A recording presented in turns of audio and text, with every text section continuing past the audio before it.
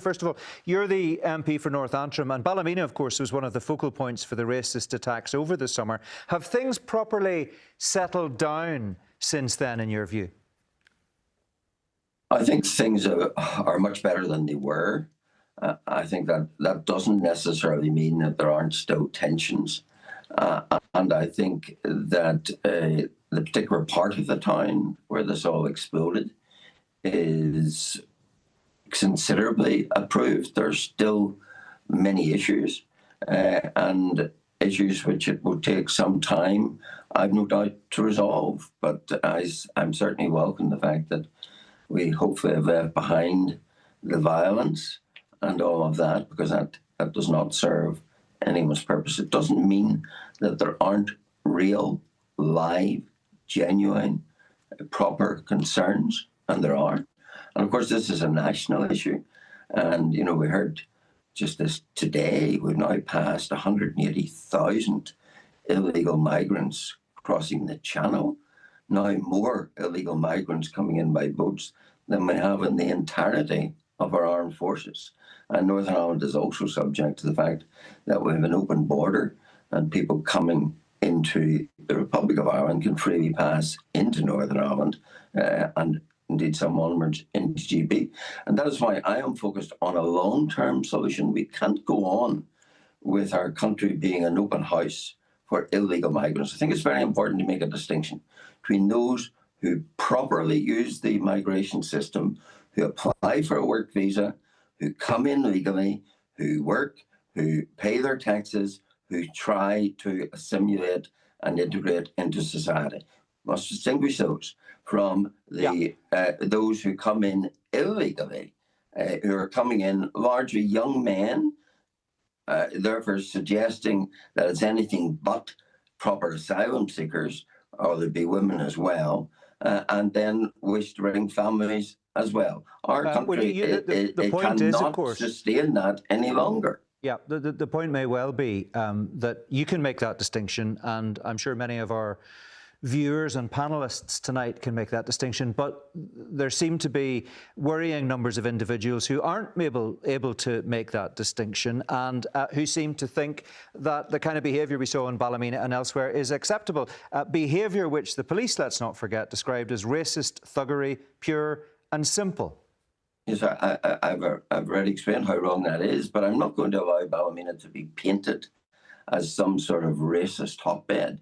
Ballymena is a town of hard-working people from different backgrounds, and it continues to be a town of hard-working people who want to live and enjoy their town and their standard of living and work in our local factories and work in our local businesses, and who do resent, and I understand the resentment, that if a particular community comes in that doesn't want to integrate, that it wants to hang around the street corners, and I'm referring specifically to the Roma community, and want to seek to intimidate local residents, then don't be surprised. I think standing on street corners is unique to the Roma community, is it? Interestingly, you said on the State of Us podcast during the summer, there's been an exodus of, and I quote you, largely Roma and some other Eastern Europeans. It has transformed the feel in the area.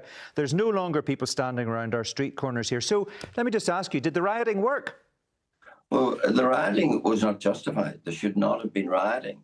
But if the law had been applied, then we wouldn't be in this situation. We would have had checks on those coming. And Eastern Europeans who are in the EU come into the Republic of Ireland lawfully, but they cannot come into Northern Ireland unless post-Brexit without lawful authority. And they were doing that, and they were congregating, many of them as undocumented people in Ballymena. That was always going to cause a problem, particularly since they were of a mind not to integrate and to do anything but integrate in the town.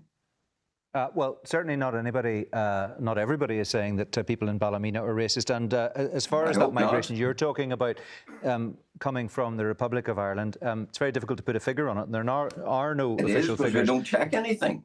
We've got an open border and we don't check anything. My goodness, BBC this week showed us in the Spotlight programme how that open border is assisting the drugs trade. It's also assisting the immigration trade. Those are realities. Okay, I need to move on. I'll come back to you. We can tease that out a little bit further later. Jim Allister at this point.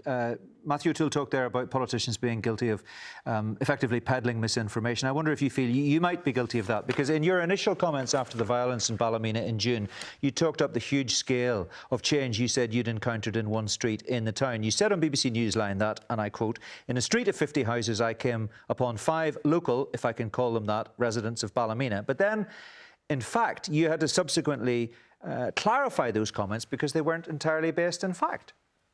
Oh, you'd love that, Mark, but of course you're absolutely wrong. I know what your agenda is. I think any listener with any discernment knows what your agenda is. But if you're going to tell me that the Glenavon area of Ballymena has not been radically oversubscribed with people from outside the town, then you know nothing about that area. Yes, no, but hang on. As a barrister, you always say that you deal in facts, and the facts always win out. The reality is, the fact is, Jim Allister, just let me make this point so people understand what we're talking about. You were basing your comments on a resident of a street you spoke to when canvassing there 2 or 3 elections ago, not on what you found when you yourself knocked on the doors in that street. And that's what you said to my colleagues in the State of Us podcast. You clarified that. Mark. I'm simply quoting what you said back to you. Sorry, Mark, who would know better than the people who live in the street? And if a resident told me there's only 5 local families in the street, am I to call her a liar?